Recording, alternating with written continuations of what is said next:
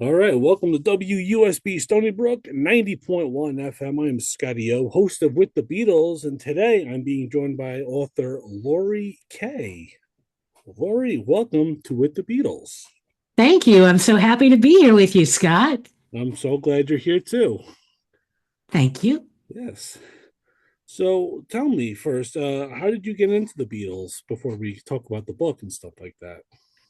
Well, it started when I was a little kid because basically, as a toddler, I began listening to a transistor radio plugged into my ears every day and every night, in bed and on the couch and everywhere. And then I kept the transistor radio. So a few years later, when they started playing the Beatles on KRLA and KHJ, I got to listen to them. Please, please me. And She Loves You and so many other great songs. So, yes, I've always been into the Beatles ever since then. That's cool. Did you ever see them live, or were you a little too young for that? Well, no, the very cool thing was I, of course, first saw them on the Ed Sullivan Show, which was incredible. I fell madly in love with them, seeing them, how handsome and skinny and well dressed and great hair they had, all that stuff. And then I went in '64 to see A Hard Day's Night in the theater. And Oh, that was the most amazing movie I'd ever seen, even though I was really young and hadn't seen that many. It was so thrilling. And shortly after that, while I was still in elementary school, a friend of mine had a birthday, and her mother bought a number of tickets to take her and her friends with her to Dodger Stadium to see the Beatles in August '66. So I got to go. And unfortunately, we sat way up at the top of the stadium, and there were girls jumping and screaming and dancing around, and as we were too. But we could barely see them and hardly hear them, but it was still incredible, and I remember it like crazy. wow, that's great. I love talking to Beatle fans who actually saw them live and saw them on the Ed Sullivan Show and seeing A Hard Day's Night when it first came out. That's pretty cool. And the cool thing is that for the 60th anniversary of A Hard Day's Night coming out, just last year they played it again in a theater nearby me in LA, and I got to go see it again, and it was still such an incredibly super cool movie. And I started crying because, of course, it reminded me of John Lennon and made me really sad, but it was just amazing. I loved it again. Cool. Did you end up seeing Help in the theaters too? Oh, of course. Oh wow, that's cool. Do you think when you saw Help, did you feel the same way when you first saw like A Hard Day's Night, like that big impact, or was it just the Beatles? Here they are. I really liked Help. That was great. But I have to say that just because A Hard Day's Night was the first one, I probably loved that the best and always Yeah, will. yeah. Hard Day's Night is the first one. You're right. The one in color, excuse me, the one in black and white, as John would reference a few times, and when they perform later, like '65, John would say, "Yo, here's our movie that we filmed in color." So I always thought that was pretty cool that he would kind of you know joke around about that, Yeah, being in color and then black and white. So that's sure. cool. And how about Yellow Submarine? Did you see that too in the theaters when that came out Yes, later. later? And do you remember seeing Magical Mystery Tour when that was on TV, or Um, or was that not broadcast here in America yet? I don't think I saw that. Okay, okay, Sorry, yeah, that's all right. haven't. I know since we're on the topic of seeing Beatles movies, I figured I'd ask that. So all right. So I also so from reading on your biography, you were also in radio as well. You hosted you were in radio as well. Well, I should tell you that my book, Confessions of a Rock and Roll Name Dropper, My Life Leading Up to John Lennon's Last Interview, is my memoir, the story of my early rock radio related life and career, all wrapped around what tragically turned out to be John's last interview, which I conducted. And he was with Yoko, and my RKO radio team and I went to the Dakota and spent nearly the whole day with them, December 8th, 1980. And it was so exciting because I felt like I'd made friends for the rest of my life. But sadly, of course, that never was able to happen because he was shot and killed mere hours after our interview ended. No, that's one of the saddest days in music history. It was December 8th. Unfortunately, I wasn't around or born yet when he passed away, so I can't really describe how I felt. But just from like seeing all these documentaries and just stuff like that, it does make me feel very sad knowing that, you know, he's not here anymore. And, yeah, it's just tough. It's really I, tough. I still think of it as the day music died, and it's still the best and the worst day of my entire life, and no doubt always will be. And it will be 45 years this coming December 8th, and I still feel the same way. So how did the interview go? So what was he like to talk to in person? He was amazing. And it was a wonderful interview. And before the interview started, we were told, do not ask about the Beatles. Do not talk to John about his past, which I discuss in my book. And on our flight to New York, I was coming up with the questions for me and Dave Sholin, the co-interviewer and music director at KFRC and RKO, to ask. And I was also reading the interview that John had done the past month or so for Playboy magazine, and the writer of that had asked him about the Beatles, and John was obviously pissed off and upset with the writer. So I thought to myself, I got to be careful. I can't have any of us ask any about that. And the cool thing is that we didn't, but John brought it up himself. So that made it all worthwhile. That's cool. And he brought up that, and he brought up his first meeting with Paul McCartney and his first meeting with Yoko and his first date with her. And that was wonderful. That's cool. So was he also, did you guys also talk about the upcoming album, Double Fantasy, as well? And, you know, stuff like that? Well, Double Fantasy had just been released, and Yes. we definitely talked about it because it was very important for both John and Yoko to be writing and recording together again. And they had talked about going back into music. And, but as John said, you know, I couldn't even go into the studio because I just hadn't written any songs yet. And then he went to, away with Sean to Bermuda. And while he was there, he started coming up with songs, and he called Yoko and sang them to her. And she came up with songs a couple hours later and started calling and singing him. And they went back and forth. And then when he got back, they went back and forth more and came up with a ton of songs and ended up in the studio. And the dialogue that they had, they created Double Fantasy from.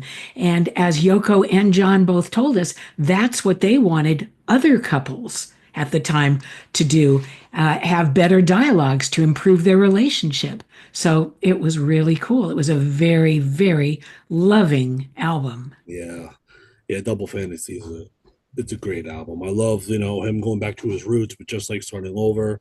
His great love song, Woman, Watching the Wheels, Beautiful Boy. All those songs are just incredible. All those songs are incredible. Even the songs, he released later, or Yoko released later on, Milk and Honey, are just phenomenal songs. That whole time period of songs are just incredible. Well, yeah, they recorded a lot more in the Yeah, studio than went on Double Fantasy. They basically had enough, nearly enough for three albums. So he was very thrilled about that. that's great. That's great. Yeah, I love hearing the story of how John was in the, Bahamas and just he just felt the inspiration again. That is such a great story. And then he's also told stories about like, the B-52s and Rock Lobster was an influence, and even Paul McCartney's Coming Up was also an influence too for him just to get back out there. So yeah, Absolutely. that whole time is just phenomenal for John. Just getting back into it. And if he were still here, I'm sure he would have went on tour because I know he was really talking about that. He wanted to, hit the road. So, but unfortunately, later on that night, yeah, it was just a tragic night. So after the interview was finished, what was your first reaction to, his passing? Well, I have to say that even after the interview was finished, we still were in the private office with John and Yoko for a while afterwards because we were staying there and taking pictures together, which is really cool. And as a matter of fact, I use mine on the cover of my book. Although Yes, the actual picture's in color. This one's black and white on the cover of my book, and it that's a great makes one. me thrilled to still look at it. That's a great And picture. thank you. And we also made plans to get together because John and Yoko were going to be in San Francisco on their way to Hawaii in a couple weeks. So we were all going to go out to eat together at Yoko's favorite Japanese restaurant. And I was thrilled, not just because I love sushi, but because, of course, I wanted to talk about personal things with both John and Yoko. John and I had so much in common in terms of our family upbringing and the fact that we'd both been to Bali. He'd been on vacation. I'd been there, living there, studying dance, and we both loved it and bragged about it to our friends, told him how great it was. So I wanted to talk about that with him, and I wanted to talk about relationships with Yoko because I needed all the help I can get. I couldn't have a good relationship at that time. So I was really looking forward to it. And then also, Yoko got a call in the office saying that the ride in their limo that they were going to get to the recording studio wasn't going to be able to take them. So she hung up and she asked us, "Can you give us a ride to the studio? We have our session coming up." And I wasn't going away that night back to the airport like the guys I was with were. I was staying the evening in New York to hang out with a friend of mine. And so they said, yes, of course. So when that was over, we all left. And as we walked out, um, there was this creepy guy Oh, just coming up and saying, "Did you talk to him? Did you get his autograph? What'd he say? What'd he say?" is that And him? um, Was and it then him? and then Bert Keane, the Warner Brothers record executive, who sadly passed away just recently, gave the guy a copy of Double Fantasy and said, when John comes out the door, he'll autograph it for you, thinking that that would stop the guy from bugging everybody. So John and Yoko came out, John autographed it for him, and then they were getting in the car with the guys in the limo. And we all hugged and said goodbye and we'll see you soon. And as they drove away, I started walking down the block to my friend's office that I was going to have dinner with. And this creepy guy started following me and he kept saying over and over, "Did you talk to him? Did you get his autograph? What'd he say? What'd he say? What'd he say?" Wow. And I finally turned around and acted like I was going to smack him and told him to get lost and leave me alone. And he didn't. He kept following me for quite a while.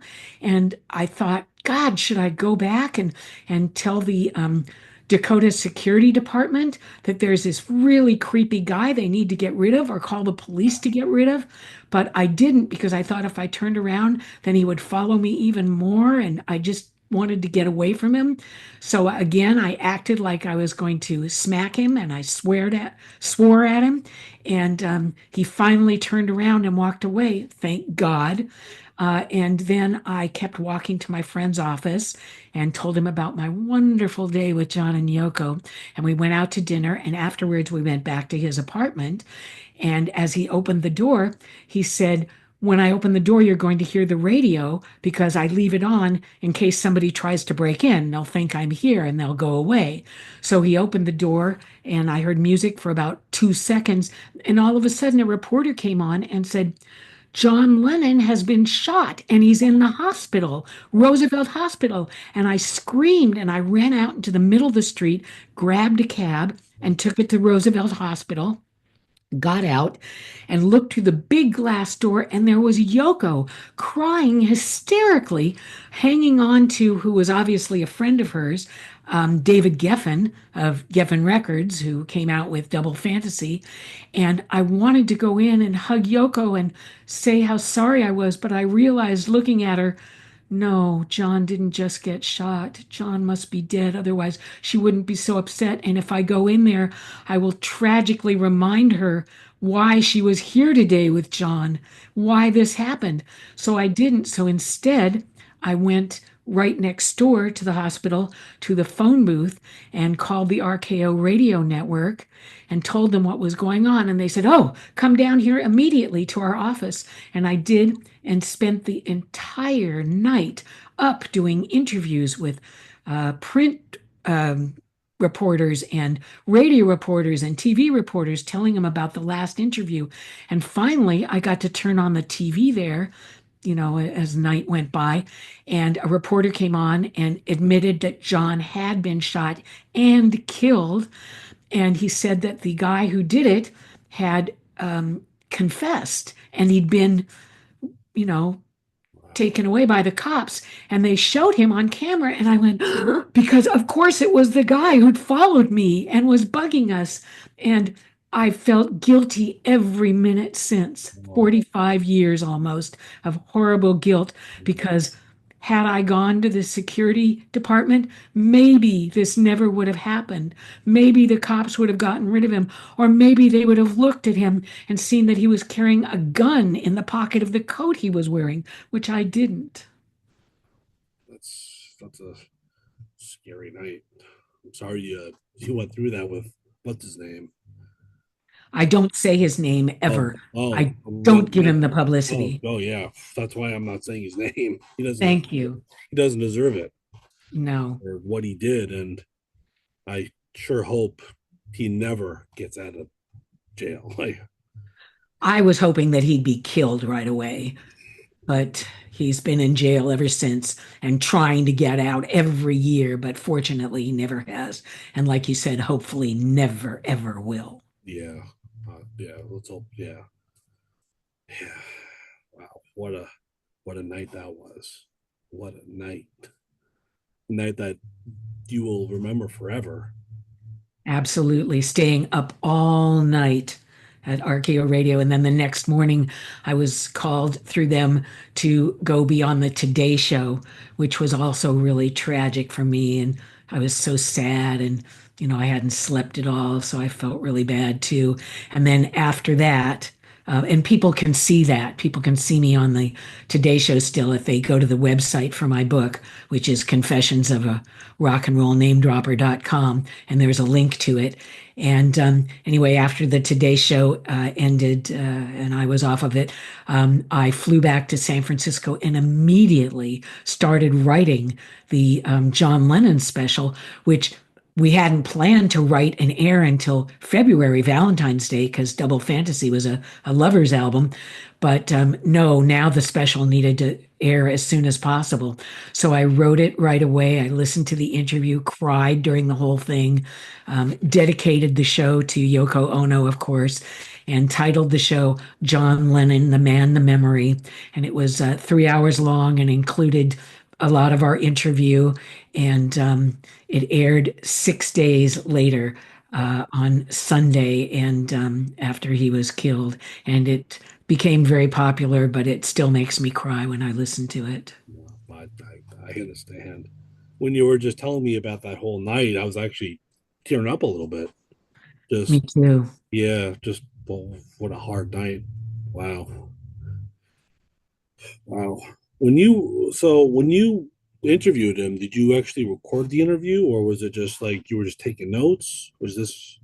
Well, no, Ron Hummel, who's the engineer producer, had his recording system there and set it up and passed the microphones. All of us had microphones, and definitely I got to ask John lots of questions, as did Dave, and even Bert Keane asked a few of the questions too, the Cool.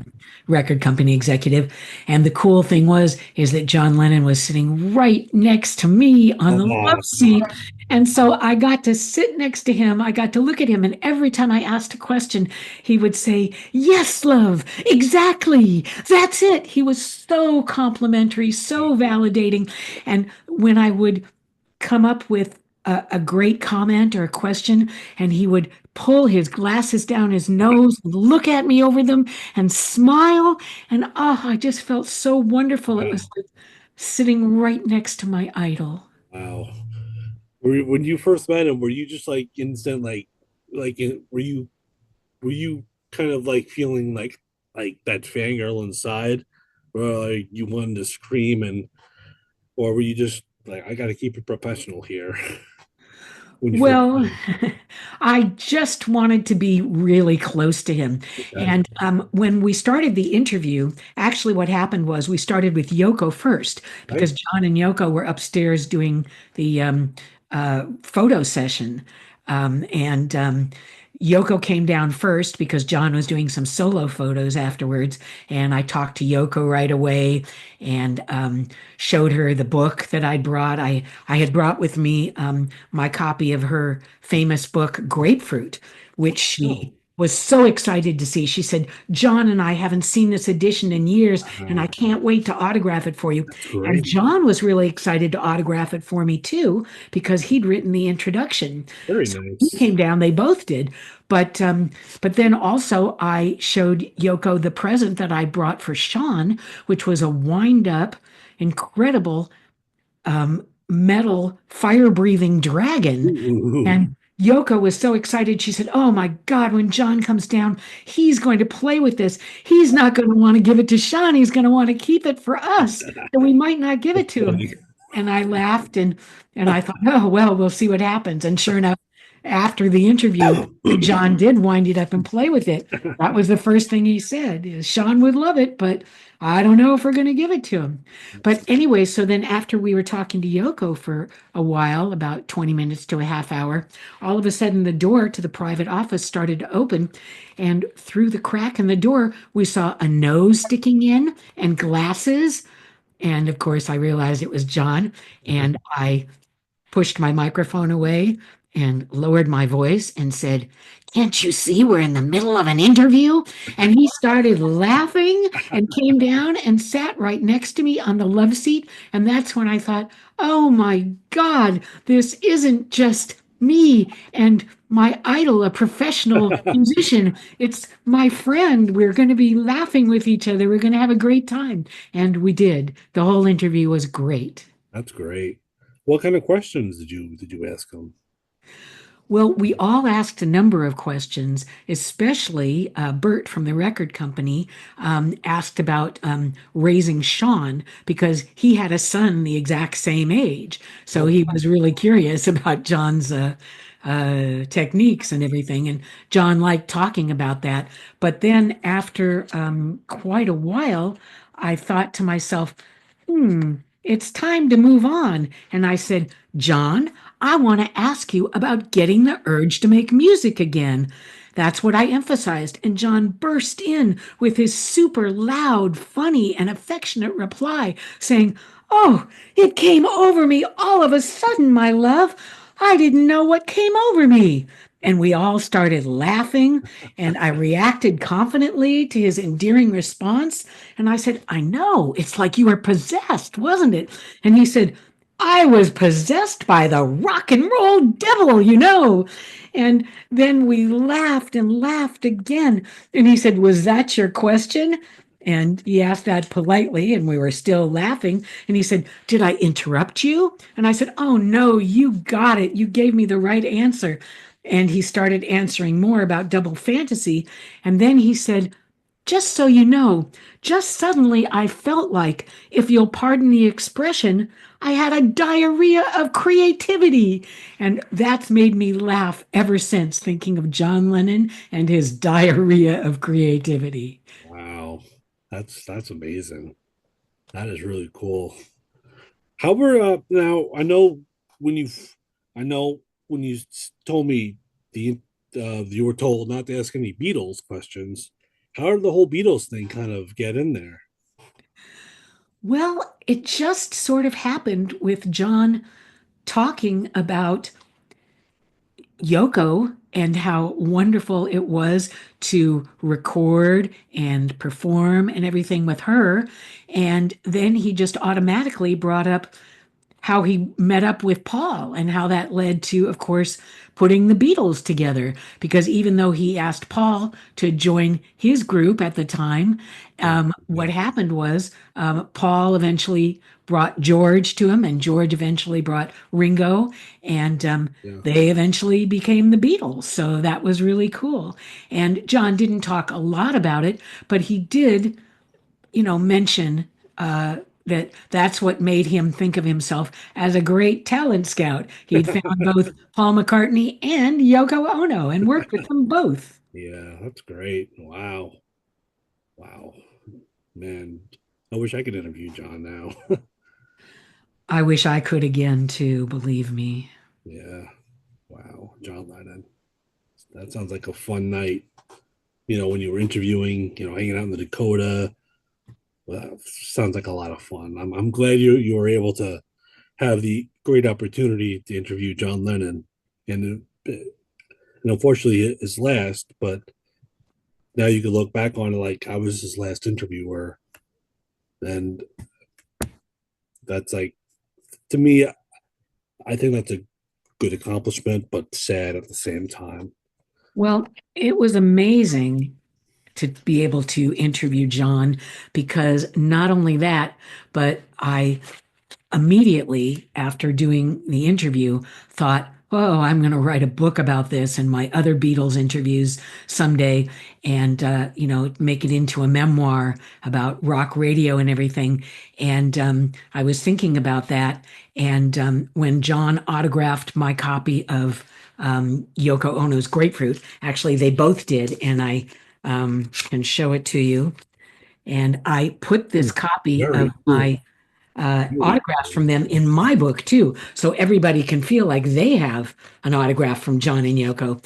But anyway, so once John autographed it, I said, "Oh, thank you, that's so great." And he said, "Yes, great. I think it's so cool. I love it when people autograph their books for me." So I said, "Well, John, when I finally write my book, you bet I'll autograph it for you and send it to you."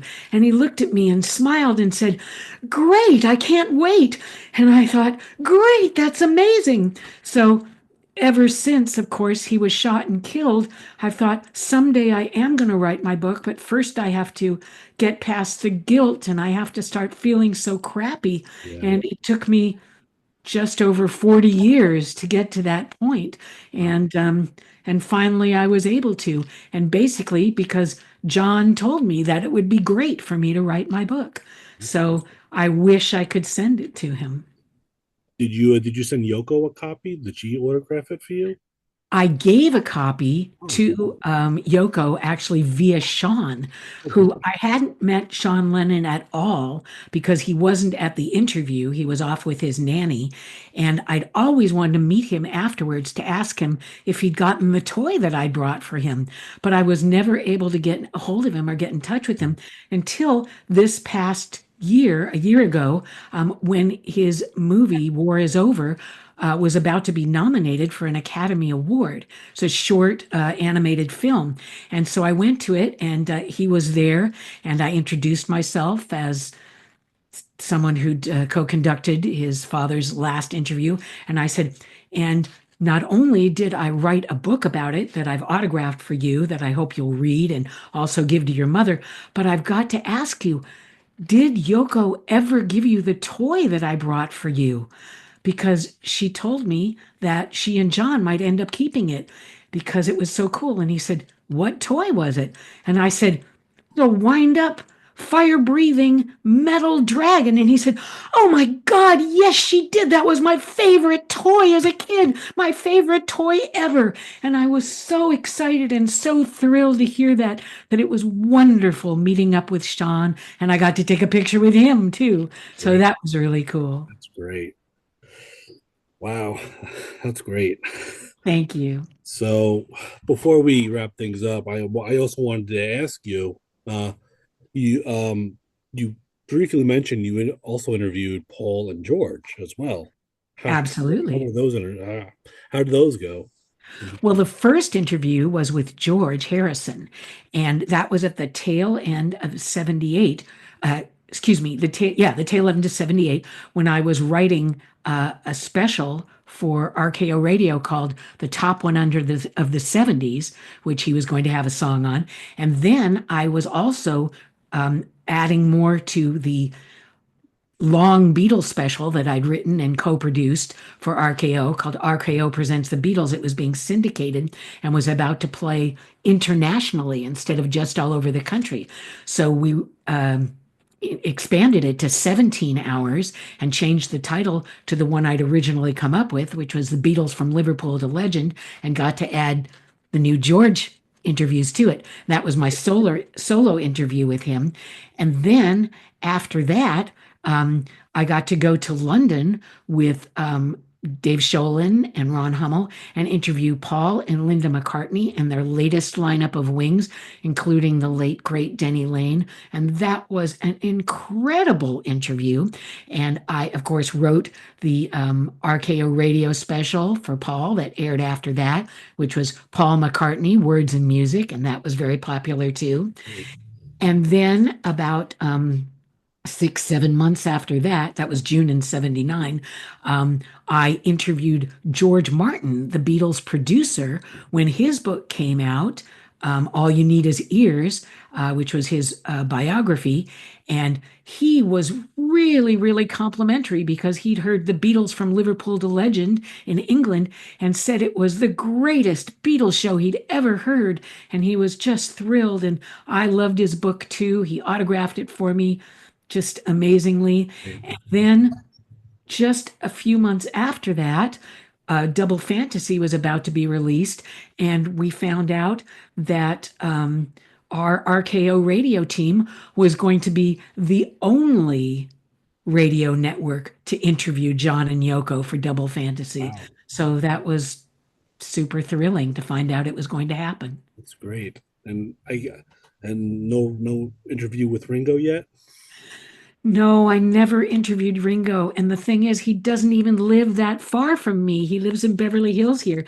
And this past year in July 7th, when he turned 84, he had the birthday party he usually does outside at the park in Beverly Hills, where he created an incredible just an amazing sculpture and stood in front of it, and I got to see him and take pictures, and Yeah. it was really great. But unfortunately I didn't get to talk to him, and I did get to give him a copy of my book and autograph it, give it to somebody he works with who said they'd give it to him.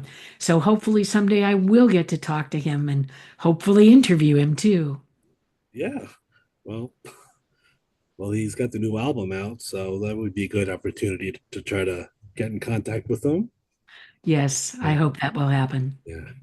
Anyway, Laurie, I want to thank you again for coming on the show. Thank you so Well, much. The book is such a fun book. It's going I'm to so be glad you enjoyed it. Thank you so much. And I hope you encourage other people to read it too and really, really totally dig it. before we leave, could you tell our listeners or my listeners where they could get a hold of the book and how if they want to contact you and stuff like that? They can get the book anywhere, everywhere from Amazon to Walmart online to Barnes and Noble to plenty of other bookstores. And if you go to the book's website, which is confessionsofarockandrollnamedropper.com, there's a segment there that says purchase, and you can click it and it'll show you a lot of the stores that carry it and a lot of the online sources for the book. So you can do that. And the other thing is you can also get my self-voiced audiobook version via Amazon and audible.com. And that's really cool, not only because you get to hear my voice, but also because you get to hear plenty of actual quotes from John, from Very, Paul, from you name it. So very it's cool. exciting. Awesome. And how can they get in touch with you if they want to talk to you about the book in person? Well, they can look me up on Facebook. I'm there. They can go to the website, and it's got my Facebook and other social medias on it, and an email contact address, and the website link again. And so, I hope they do. I'd love to talk to people about my book. They're very cool. Well, I'm looking forward to meeting you at Beetle Fest. and we'll have some more great conversations then. Absolutely. I Thank can't you wait. again for coming on the show. I really Thank you, Scott. Terrific. And I love meeting up with you on Facebook as well. awesome. All right, Laurie, thank you so much, and I'll talk to you soon. Thank you. See you later. Peace and love.